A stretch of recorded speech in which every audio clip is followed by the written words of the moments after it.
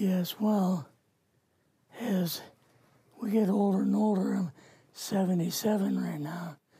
You can't live forever, you know. So if this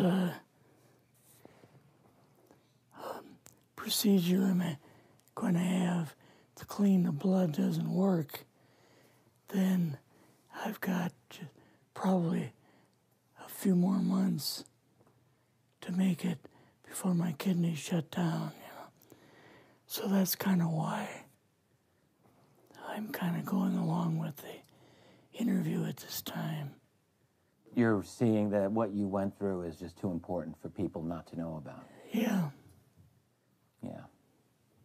Can you just, can we start at the beginning with your military career and just walk through what exactly your experiences were? Was drafted into the military and got into the U.S. Army. After that, I was sent to the Signal Training Center in eastern United States. What year would this be? 58. I went through the Signal Training course. And at that time, I went through the radio teletype course and also the cryptography course, crypto. They had 5 instructors that were getting out of military service.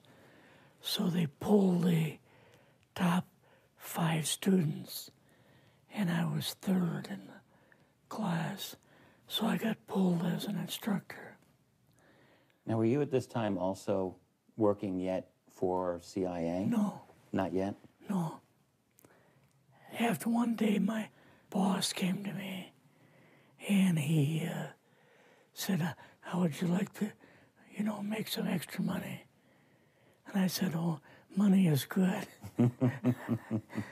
So he's explained to me that he could put it through, would have to get a top secret White House Q clearance for the job, And I thought, boy, must be a pretty exclusive thing, And I said, well, what is this?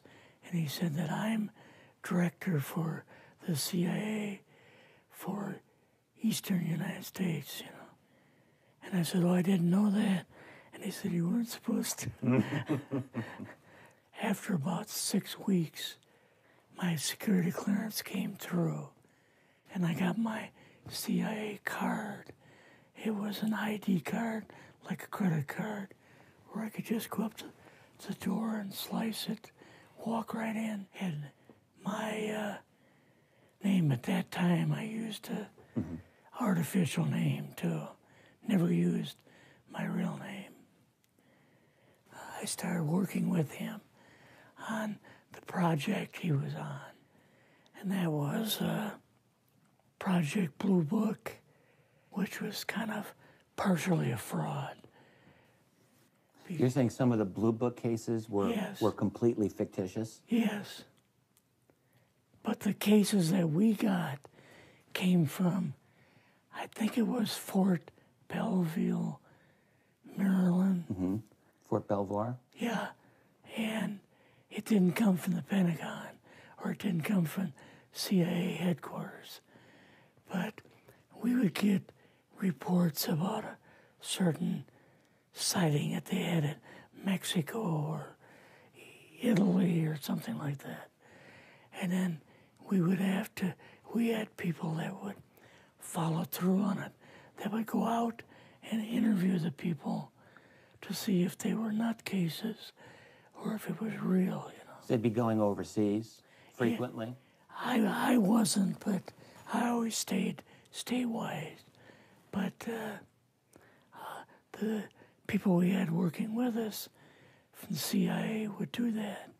We would get like a new report probably a couple times a week. I was coming into the Army fresh off the farm, so I really didn't have much knowledge of anything, but my boss filled me in on Project Blue Book and what they had found so far. as far as Greys and aliens and the Roswell incident. How did you feel when this first got dumped on you? When you first learned about this? I was just kind of overwhelmed with all of this, you know. And I said to him, I don't know if I'm going to be able to be a judge of this type of thing. What's real, what's not, when I don't have much knowledge of it, you know. So... What did he say? He said, well, we have to build the information as we go, and you'll see how this thing is working out. And then the other thing is, of course, you really weren't able to tell family or close friends, obviously. No, I couldn't tell anybody. In fact, I had to take a vow that I wouldn't tell anybody. A lot of it for 40 years, and more of it for 50 years, which is up in 2010. You're doing all this crypto work. You're looking at images, photographs, video. It's 1958, maybe the fall of 58. What happened after this? At that time, the Project Blue Book thing kind of went pot, you know. If you remember, back in those days, they kind of declared it as a nothing, you know. Mm-hmm. Right. And they were telling the world all UFOs are misidentifications, hoaxes, balloons. Psychological issues, whatever. Yes. Yeah. So my boss came to me and he says, we've both got a new assignment. And he says, oh, I said, where are we going? Oh, he says, we're going to the Capitol. We're going to be part of the Eisenhower push. He's trying to find out something about all about these aliens that MJ-12 was supposed to find out, but never sent back reports to him. The MJ-12, the UFO control group, were they calling it MJ-12 at that time? Yes. They called us in, went into the Oval Office, and President Eisenhower was there and Nixon, and they said, we called the people in from MJ-12 from Area 51 and S4, but they told us that the government had no jurisdiction over what they were doing. So being a general, past general, you didn't tell them to go to hell without any real good reason, you know. Mm-hmm. So he said, I want you and your boss to fly out there. I want you to give them a personal message. And he says, I want you to tell them, whoever is in charge, tell them that to get in, they have this week, coming week, to get into Washington and to report to me. And if they don't, I'm going to get the First Army from Colorado, and we're going to go over, we're going to take the base over. I don't care what kind of classified material you got. We're going to rip this thing apart. Eisenhower was going to invade Area 51. Yeah, with the First Army. So you go out with your superior. Yes. You fly out. You land. What happens? Can you describe this whole process, what you saw? They took us the 13 or 15 miles south to S4 and like different garage door openings. Okay. And in these garage door openings, they had like different saucer crafts. The very first one had the Roswell craft in. It was kind of crashed up, but apparently every alien that was in it died except for a couple. So you see the Roswell craft, and what are some of the others that you see? Well, the Roswell craft was really strange because it looked like real heavy aluminum foil. We could rock next to it, and you could rock it.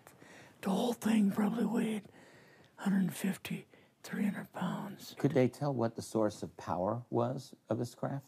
Yeah, it was like a reverse gravitational thing of some kind.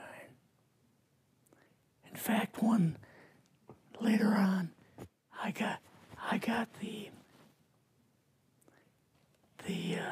mathematical code for reversing gravity in a 3x5 card. I guess there are different types of grays and so on. How did you see that evidence? Well, at the later on at S4, we viewed the autopsy film, and then the colonel said, "What we've got in here is we're interviewing a gray alien." All right, right there. How did you feel at that moment? Well, I thought, boy, we had no idea we were going to see the real thing. All we saw was film. You had to have a little bit of heart racing at that Yes. moment. My boss was able to go in and had like a partial interview with him. So what did this gray alien look like? Could you describe him a little bit? This one looked a little bit oriental. So I'm just wondering if it looked almost human, what about this didn't look human? No, it didn't look human as far as the skin tone and basically the shape of it and the size. How was its head size compared with a normal human, for example? Brain was kind of a little bit bigger. And some of the nose was very, very small. And the ears were just like holes. Mouth was very small. Now, why were they bringing you out here at all, anyway, to see an alien? What was the point? To go back and tell the president they actually had one. So he did not know at this point No, if there was an alien at S4. no. What did you do then at Area? Were you done, or did you have other things to do with Yeah, so S4? basically we were kind of done. Went back to Area 51. They took us into the main building, and there we saw a U-2, which of course we didn't know existed. And a model of the SR-71. Yeah, the Blackbird. So, but like I mentioned earlier, it was not a model of the current Blackbird. It's an earlier version. But an early version. Did you go directly to Washington after this? Yes. Or did you go somewhere else? How did they get, did you fly regular airline or? We flew back to the commuter plane back to the air base, and then took President Eisenhower's Lockheed Electra back to Washington. You and your supervisor, Yeah. superior officer, and now you're meeting with the president? Yes. Can you describe this? Well, we met with him in, the second story of the old OSS warehouse building.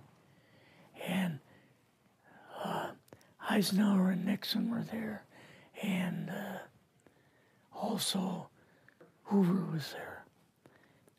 So he asked us what was going on, and we told him about the alien, the whole situation, and the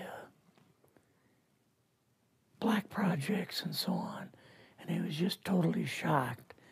He appeared for the first time to be worried. You know, like he was worried. I would think that Eisenhower would, I mean, he certainly knew that flying saucers were real. Yes. He knew that there were aliens. So I guess I'm just wondering, what would he have been, really surprised about? Surprised about the black programs. Eisenhower said, got to keep this thing completely secret. You know, can't talk about this.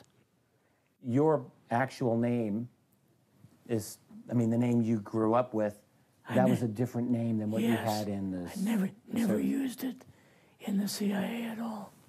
Now, what about today?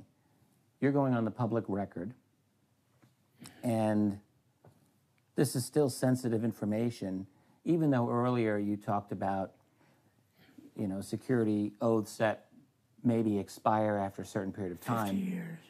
but you're still concerned. Linda Motenau's phone call, her phone was tapped, and they got my phone number, and through the telephone company, they were able to find me, and so on. When they found you, what happened? I was going to a grocery store.